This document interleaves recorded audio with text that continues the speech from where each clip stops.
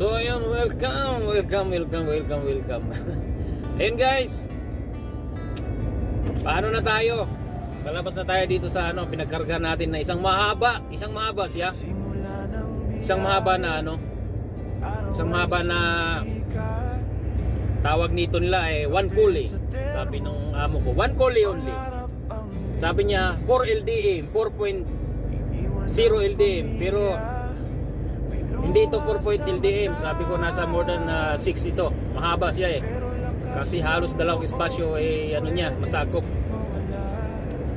Yun, palabas na tayo mula doon sa pinagkarga natin. Kita nyo naman ito guys, lugar, nasa syudad tayo ng Frankfurt. Kita mo yung mga sa gilid, mga accommodation or mga hotel. Hindi natin alam kung ano mga kuha nandito dito. Grabe ang hirap ng kinuhaan ko papasok. Talagang sinigurado ko talagang yun. Sabi ko, kakaliwa na ba ako dito? Hinahanap ko sa Nabil, ito yung papasok ng di ba? Kaya ayun, kwento ko lang palabas. Siyempre, ito na yon yung palabas. Hindi ko na kinuhaan yung pagpaano ako nagbali-bali doon.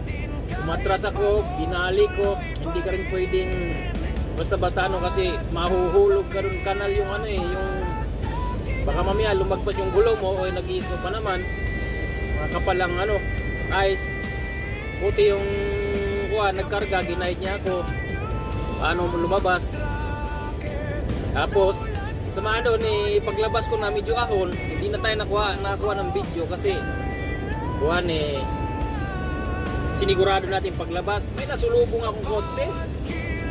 Inilawan ko na siya. Sabi ko, ay nako, Diyos ko po, Rodi, na-stuck ako. Ang ginawa niya, umatras siya. Atras siya.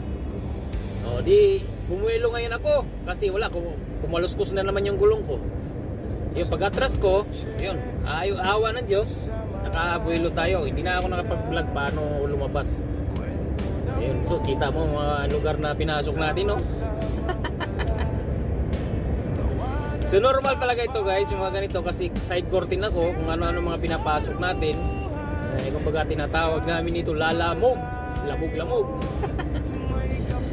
Ay nako, Diyos ko, tapos isang palita lang. Pero Germany lang dito yung biyahe ko na ito. Sa Germany ko lang didadalhin, sa Lorny. So yun lang guys. Kasi nakalabas tayo ng maayos doon. Ay, salamat sa Panginoon. Hirap mag talaga na pagka nag-iisno. Siyempre, inaano natin yung trabaho natin. Sinusunod yung utos ng amo. Ay nako. Maganda dito sa loob ng Frankfurt, sa mga bayan-bayan. Kita nyo. So papunta na tayo ng road 661 E661. Yun. Basta ingat lagi, truckers. Normal lang ito sa trabaho namin na ito. Yung mga ganitong sabi pa nila basic, pero kung bago ka dito, kakabahan ka talaga. Yan kakabahan ka, pero normal lang yan. Kasama sa trabaho yan. Thank you for watching guys. Ingat kayo palagi. Ciao.